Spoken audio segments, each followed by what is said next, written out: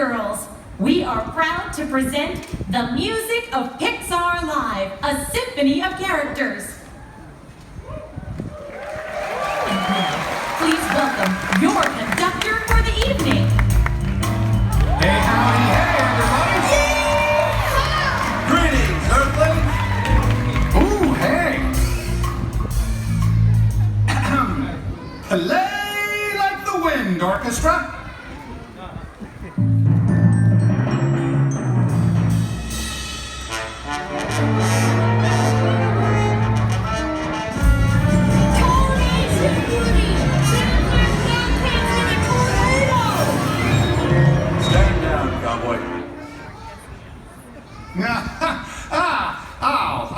Maestro, why don't you take it from here? Sounds like a good idea. Come on, Woody. Okay, enjoy the concert, folks. Maestro, take this concert to infinity and beyond! Ladies and gentlemen, Woody, Jesse, and Buzz Lightyear. Good evening, my name is Rick Mizell. I've been a Disney cast member since 1982. It's my joy and privilege to share with you tonight the music of Pixar. Let's go.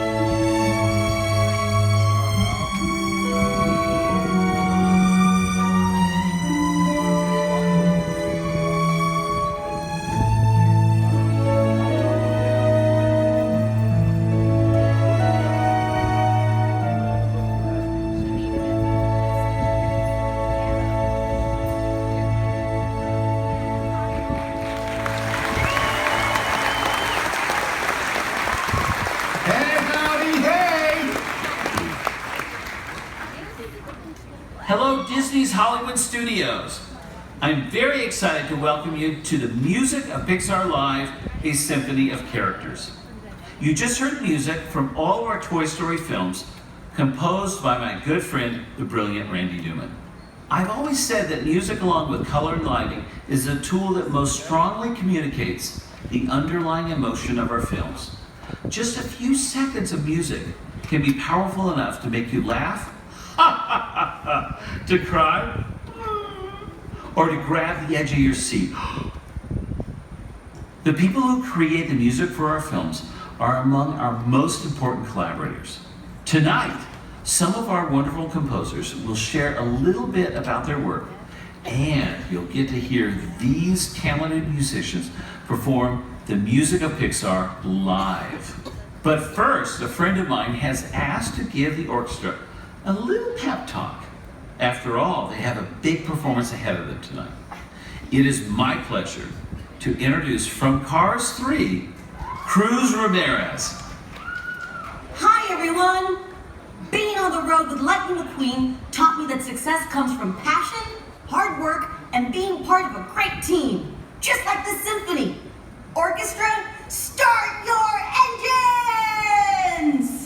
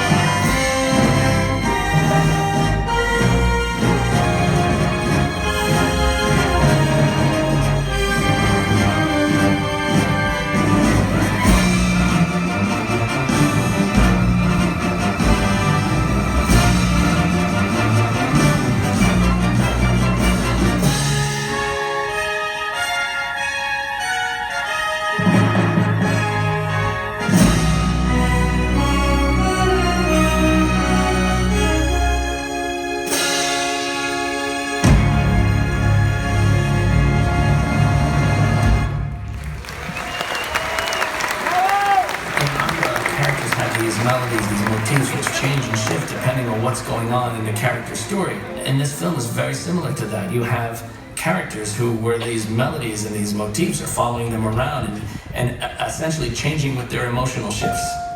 And then I try and search for, okay, if I can sum up my feeling in one chord, what's that going to be? And for the film here, it was this. It's, an F major 7th. I don't know, there's something about that chord that is very, it kind of reaches back. Well, Elysium actually is first introduced when we see her as a little kid in a very simple way, because it's a small kind of moment. And I think that, when you watch the film, it's fun to see how that score changes with them as well. Music ends up being a really powerful and almost invisible thing to the audience. Like, if it's working well, they're not conscious of it. They're not thinking, oh, there's Elysium again. They're just watching the movie and they're engrossed in it, and subconsciously, they know Carl's thinking about Ellie.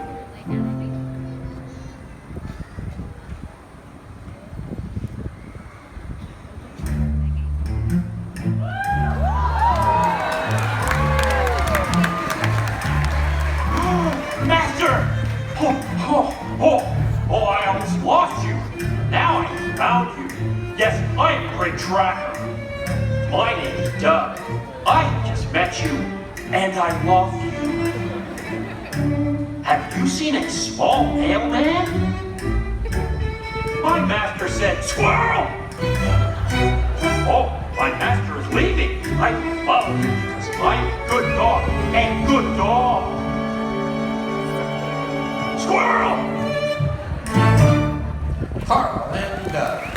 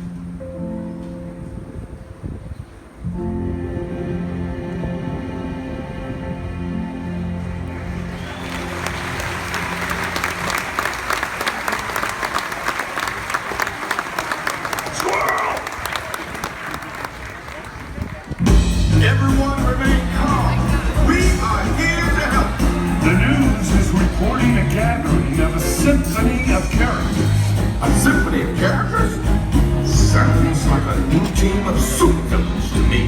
You know, what's your superpower? If you ask me, this one looks like a suspicious character. This one is wearing some kind of satellite dish on her head. Hey, boy! Honey! I mean, Mrs. Incredible. A symphony isn't a bunch of bad guys. It's an orchestra. Come on, we got a world to protect. Let's go! Sorry about the interruption, folks. It's showtime. Ladies and gentlemen, The Incredibles and Frozone.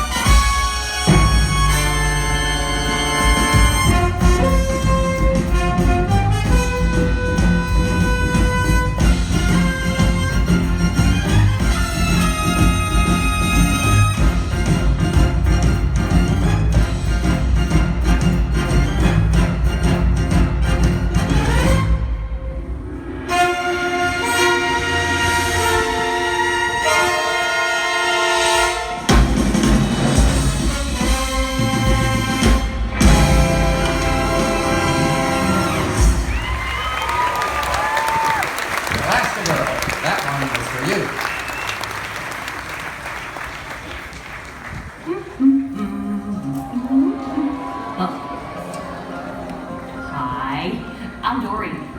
Do you know where that underwater music is coming from? Oh, I know. I'll go ask Marlon and Mingo. No? Chica. Taco? Huh. Where are they? Bye now.